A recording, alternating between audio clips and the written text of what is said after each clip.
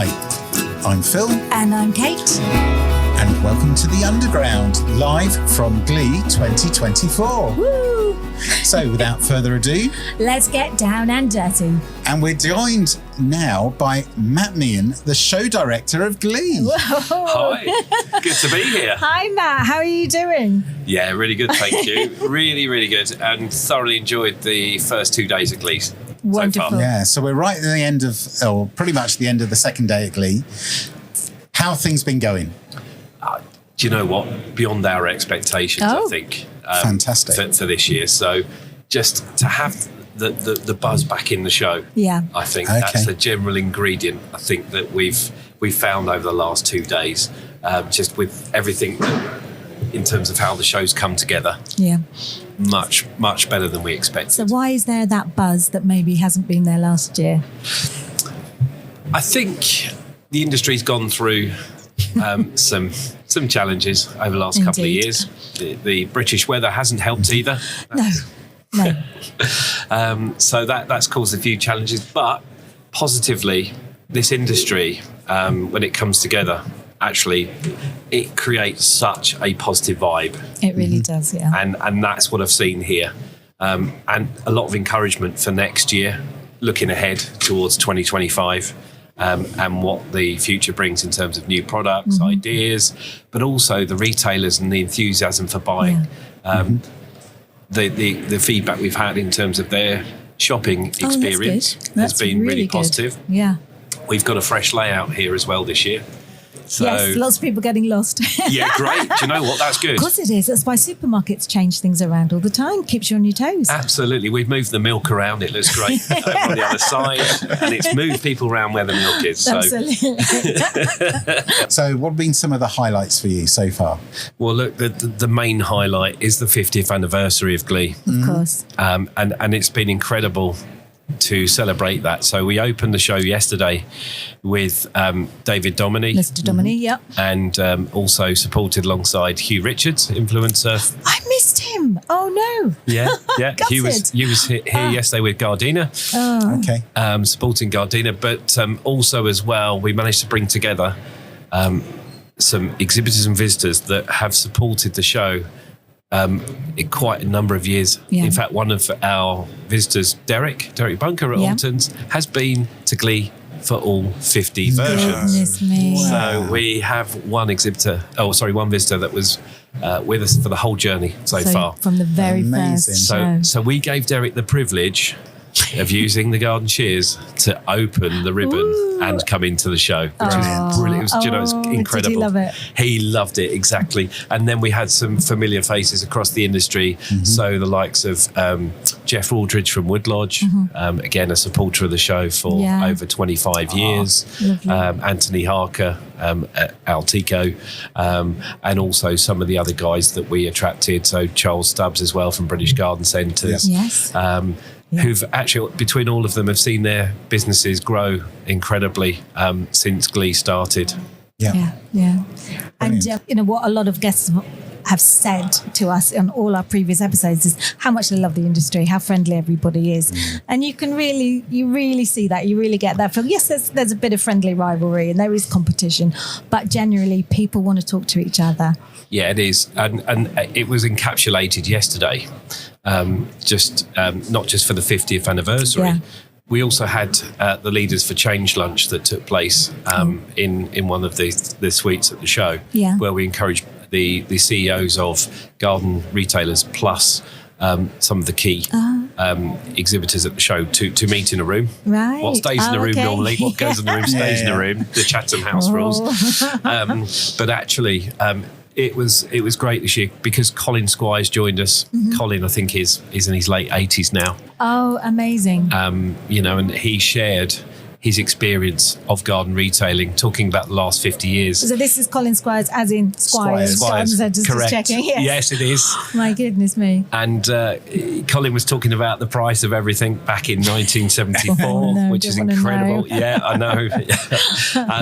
But talking about, how not just what happened then, what's happening now, but also looking in the future. And that was inspirational to kind of hear someone's view that's got so much experience and seen so much change in the industry as to where he Colin thought the industry was going. And was there optimism within that? Yeah, it was. It is optimism.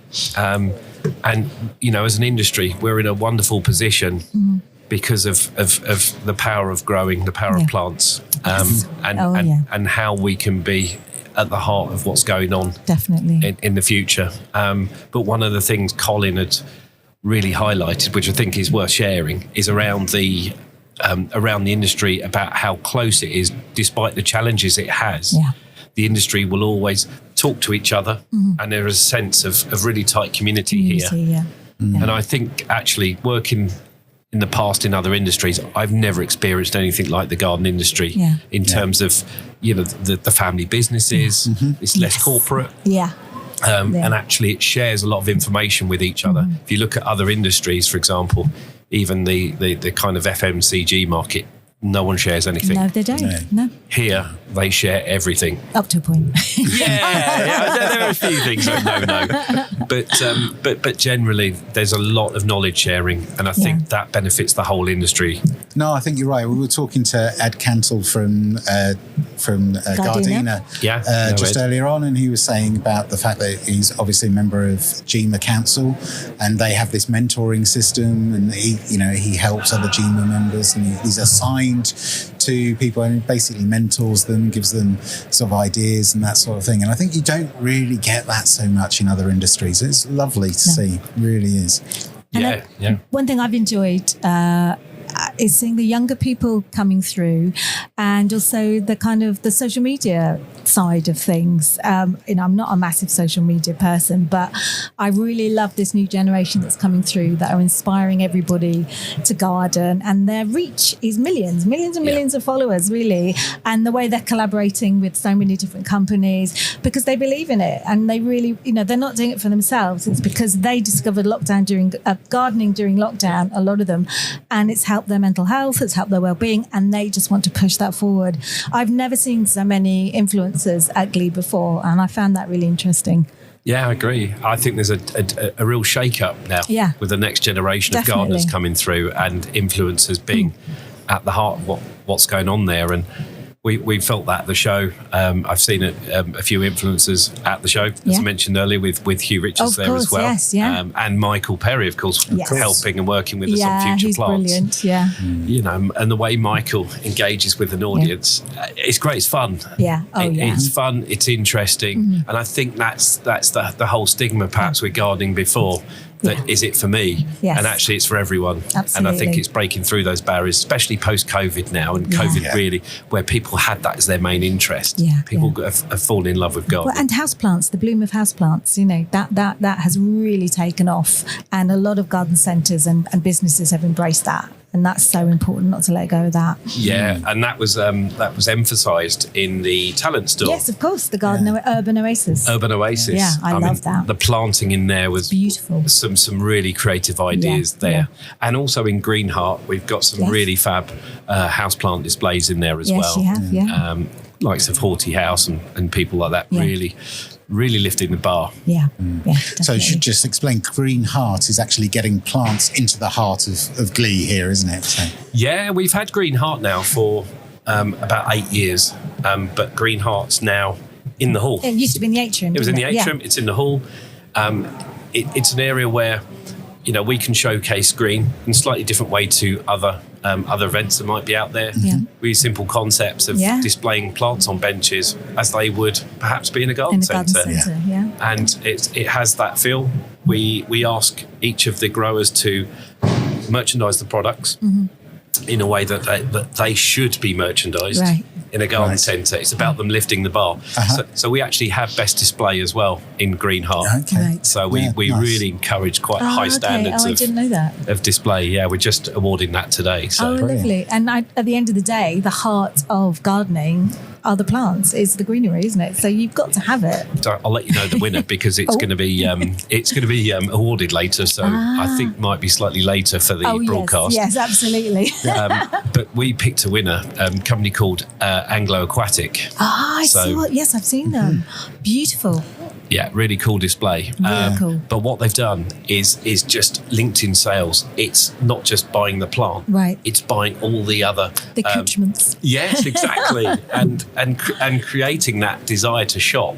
Yeah, and buy more than one product. Things, yeah, exactly. It's very tempting. Selling in, yeah. No, that's fantastic, isn't Brilliant. it? Brilliant. Yeah. You had the party last night. How did that go? Yeah, it was great. It was good fun. It was great fun. We had to make some last minute changes. Was that because of the British weather? Yeah, funny that it was. So the weather, but we always in events have to have Plan B. Of course. And Plan B was to use the Green Heart. So we had the party, which was kindly sponsored by Shark Ninja. Yes. And they managed to create some outdoor games and bring them along. Yeah, saw those. We had some live music. Yes. And the band was incredible. Yeah, really good. They were loud. They were loud and they were in the crowd. Fun. Lots of energy, yes. Which was great fun. And then on top of that, some birthday cake that the NEC had given us. So they kindly presented a birthday cake lovely. At the New Product Awards, and that was a very nice thing for them to present us with, and we shared the cake with as many visitors exhibitors that joined us in the party. Absolutely, yes. Yeah. No, I think we all partook, didn't we? We did. We had in the cake. Yes. So one of the things I particularly enjoyed was yesterday the 50, the heroes, the hero product, the hero person. Yes. How did you feel that went? Really good. So we put it out for the vote. Yep. Across the Glee Daily News and GTN, and the response we had back was one of our biggest ever polls. Oh, really? Yeah. That's wonderful. great. Yeah, it I think it evokes some emotion for people to vote for people that have helped their careers or helped or people that they just really love in the industry. Yeah. And the winners, well, the heroes, were great names. Some really proper heroes. Yeah, really good heroes that came out, and and I think one of the heroes that we couldn't honour because of Peter Seabrook's sadly no longer with us. And Peter's son Roger will be coming along tomorrow, so we can present. That's great. The honour of that to Roger. Oh, that'd be lovely. Yeah. So, what are you going to do next year? How on earth are you going to top this year? Well, we go again. It's one of those things that you're already starting to plan for next year. Now, you still it's 2025 already now in our minds. Yes. So we're already there.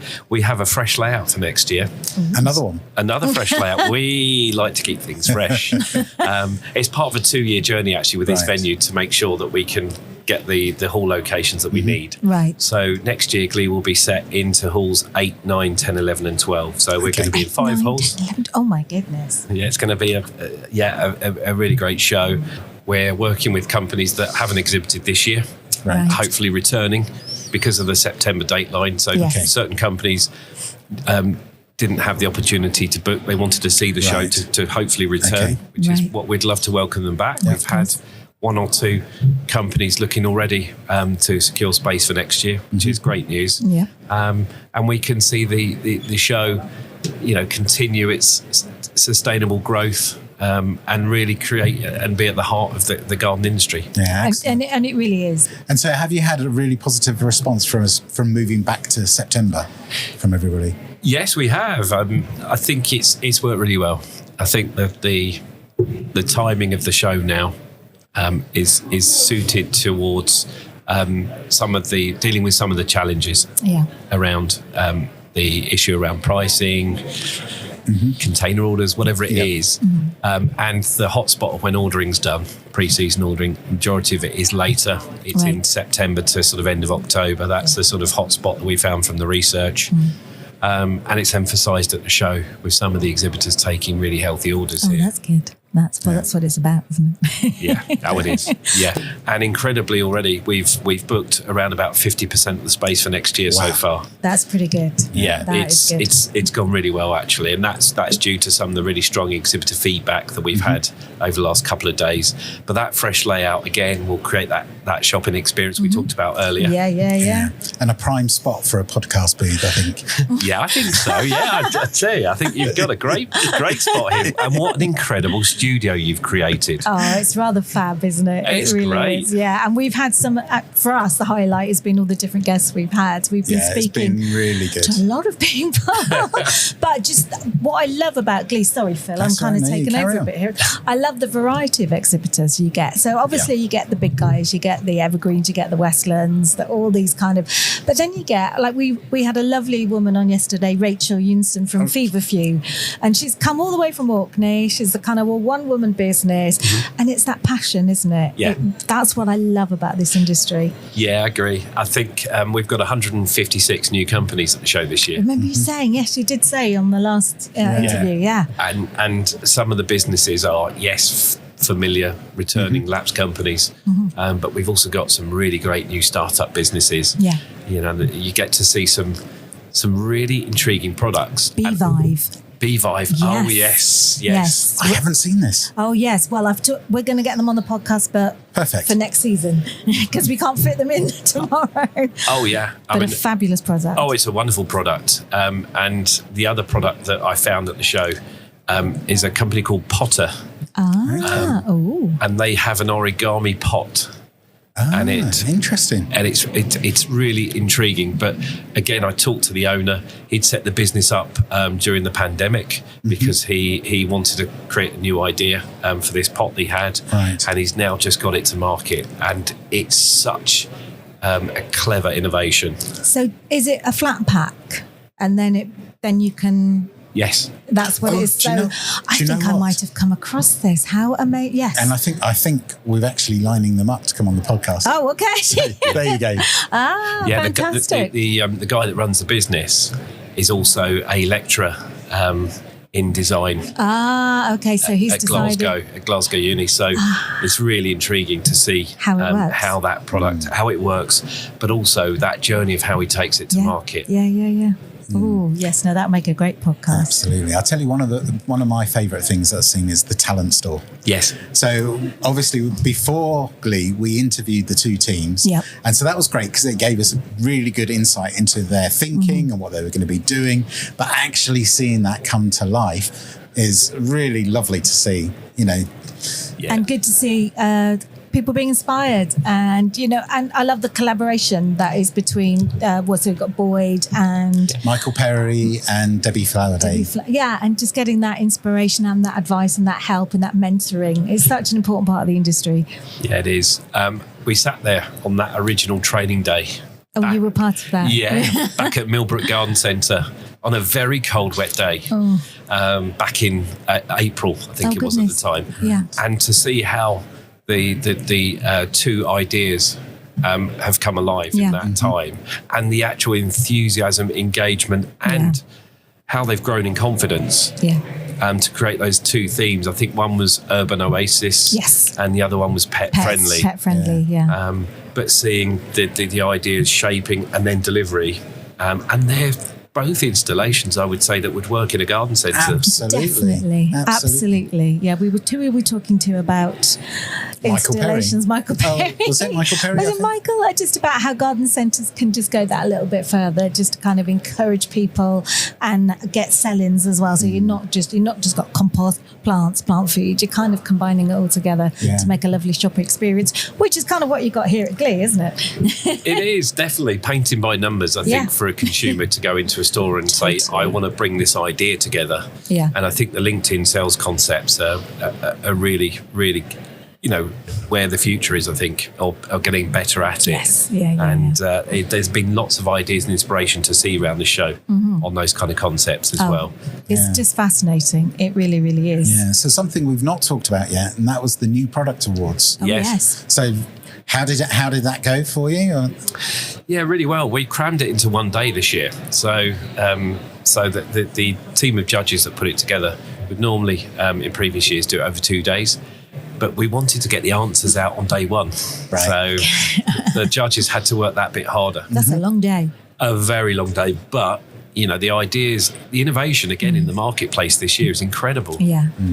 And there were 12 really worthy winners in terms of the category winners. Yes. And the amount of entries we had, I think we were up to nearly 350 odd entries, I think. Right. That's a heck of a lot, isn't it? Yeah. It's a lot. It's a lot to judge. Yes. And I did in actually. 1 day. Yeah. And we welcomed the judges back about 10 o'clock in the evening on Monday night. Oh, really? Yeah, they had a long day here. Oh, They bless really them. did, didn't they? Yeah. Which is then switching the emphasis to the shortlisted finalists to present on stage. Yeah. I think because they've been up quite late. I'm sure there's some probing questions coming back to those shortlisted companies. Well, Matt, listen, I know you're a really busy man. Thank you. So thank you so much for giving up your time just to come and see us and tell us how things are going. So good luck with the rest of the show. And thank you so much. Thank you.